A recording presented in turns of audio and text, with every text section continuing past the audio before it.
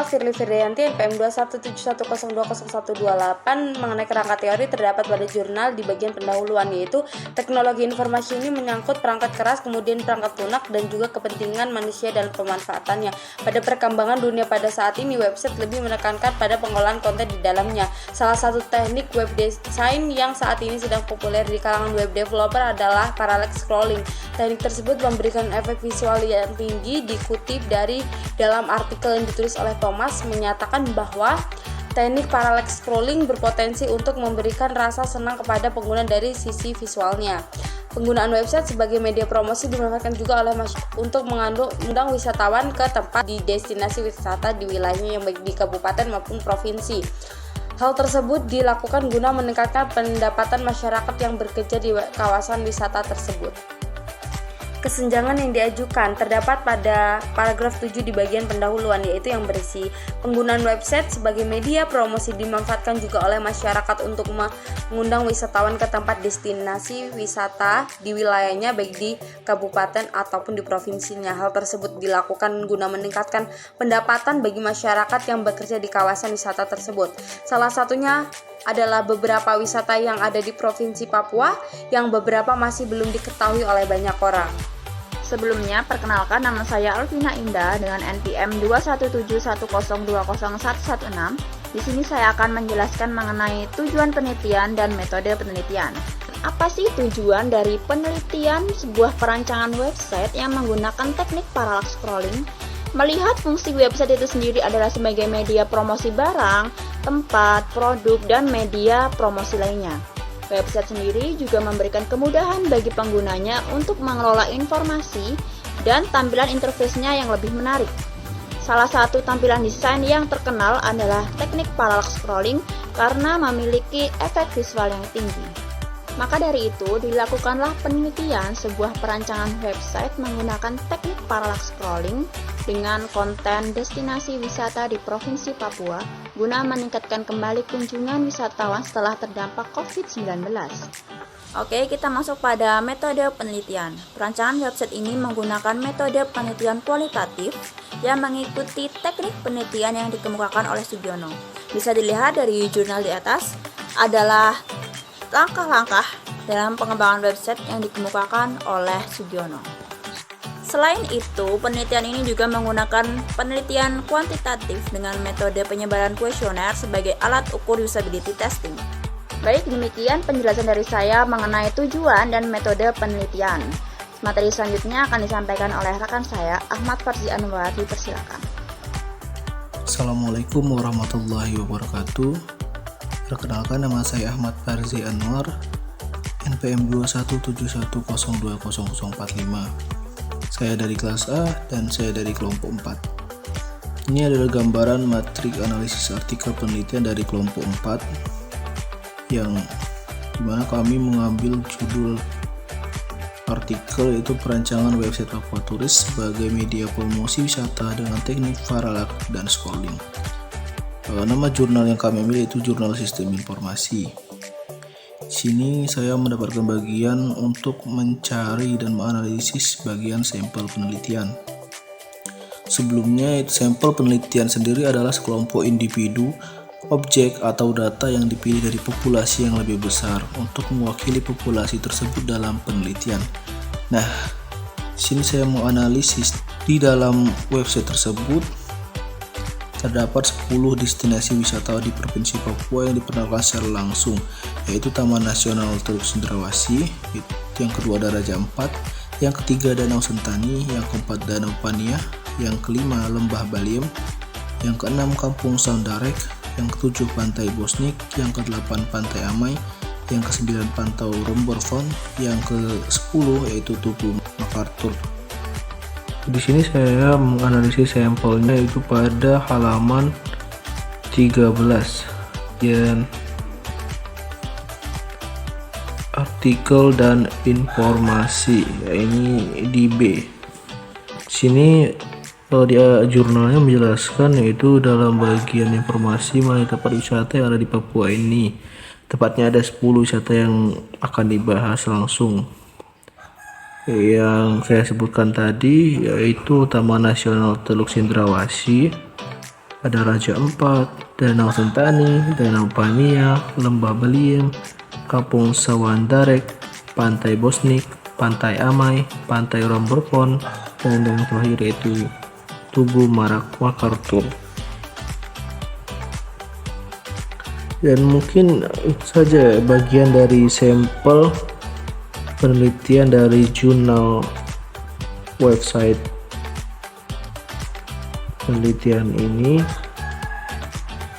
Untuk materi selanjutnya itu akan dibahas oleh teman saya. Dan terima kasih. Baik, di sini saya akan melanjutkan materi tentang instrumen penelitian pada perancangan website Papua Tourism sebagai media promosi wisata dengan teknik parallax scrolling. Instrumen ini saya dapat dari bagian metode penelitian. Instrumen yang digunakan dalam penelitian ini juga menggunakan penelitian kuantitatif dengan metode penyebaran kuesioner dengan alat ukur usability testing. Penyebaran kuesioner menggunakan Google Form dengan penilaian berdasarkan skala 1 sampai 4. 1 tidak setuju, 2 cukup, 3 setuju, dan 4 sangat setuju.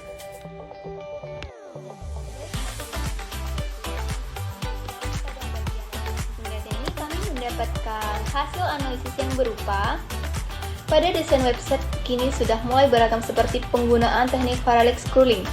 Dengan dibuatnya website Papua Tourism dengan menggunakan teknik ini diharapkan dapat membantu meningkatkan pengetahuan terkait dengan destinasi wilayah di Papua dan dapat membantu meningkatkan kunjungan wisatawan di tempat-tempat tersebut. Selain itu, penghitungan uji coba website menghasilkan nilai rata-rata 3,44 yang menunjukkan website tersebut sangat layak. Baik, materi selanjutnya akan dibacakan oleh Robi Mandala. Perkenalkan, nama saya Robi Mandala, NPM 2171020102, kelompok 4, kelas 5A. Materi selanjutnya tentang hasil penelitian. Penelitian yang dilakukan terhadap desain website Papua Tourism berfokus pada penggunaan teknik parallax scrolling untuk menampilkan destinasi wisata di wilayah Papua. Studi ini juga memperhatikan penggunaan warna, tipografi, dan tata letak dalam desain website. Website tersebut diuji dan divalidasi dan disimpulkan bahwa website tersebut layak untuk diluncurkan. Penelitian ini mengikuti metode penelitian kualitatif dan langkah-langkah pengembangannya meliputi menganalisis kebutuhan, mengumpulkan informasi, merancang antarmuka website, memvalidasi desain, melakukan perbaikan, menguji coba website, dan akhirnya meluncurkannya. Jadi, hasil rangkuman ini saya dapat dari halaman 1 dan halaman 2. Sekian dari saya, materi selanjutnya akan dibacakan oleh Kayla. Oke, selanjutnya kita akan membahas tentang keterbatasan penelitian. Nah, ketika kita melakukan penelitian mengenai perancangan website Papua Tourism dengan teknik parallax scrolling sebagai media promosi wisata, itu terdapat beberapa keterbatasan yang perlu kita perhatikan. Nah, apa saja sih keterbatasan tersebut? Yang pertama ada keterbatasan sumber daya. Nah, penelitian ini mungkin terbatas oleh ketersediaan sumber daya seperti waktu, dana, dan tenaga kerja. Perancangan dan pengembangan website yang menggunakan teknik parallax scrolling ini bisa memerlukan waktu dan anggaran yang cukup. Nah, selanjutnya ada keterbatasan keamanan. Meningkatkan interaktivitas dengan teknik parallax scrolling ini dapat memperkenalkan potensi masalah keamanan seperti kerentanan terhadap serangan atau peretasan dan lain sebagainya. Lalu ada keterbatasan perubahan lingkungan. Lingkungan digital kan selalu berubah, termasuk tren desain web. Nah, teknik parallax scrolling ini mungkin efektif saat ini, namun bisa jadi usang dalam beberapa tahun yang ke depan.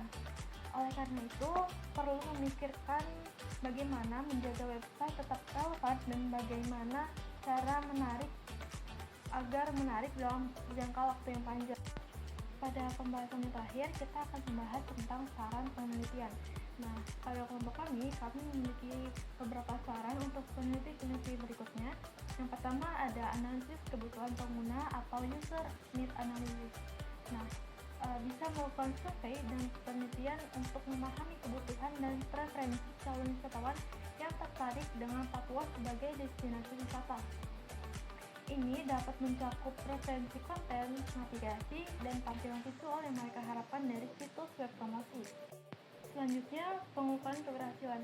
Pada pengukuran keberhasilan ini dapat menentukan metrik keberhasilan yang jelas untuk proyek ini, seperti jumlah kunjungan situs web, durasi kunjungan, atau tingkat konversi. Misalnya, jumlah orang yang melakukan pemesanan setelah mengunjungi situs web. Ini akan membantu menilai efektivitas teknik parallel scrolling dalam meningkatkan promosi wisata Papua. Selanjutnya ada pengembangan desain responsif. Selain teknik parallel scrolling, pastikan bahwa situs web dirancang dengan sangat responsif sehingga dapat diakses dengan baik melalui berbagai perangkat, termasuk ponsel pintar, tablet, dan komputer. Dan yang terakhir itu ada optimasi kinerja. Nah, pastikan bahwa situs web memiliki kinerja yang baik dengan waktu pembuatan halaman yang cepat. Teknik parallel scrolling dapat mempengaruhi waktu pemuatan. Jadi, perlu memastikan bahwa pengguna tidak mengalami gangguan selama pengalaman mereka. Penelitian ini harus mencoba menghasilkan wawasan yang berharga tentang bagaimana teknik parallel scrolling dapat digunakan untuk meningkatkan promosi wisata Papua dan dapat memberikan panduan praktis untuk pengembangan situs web tersebut.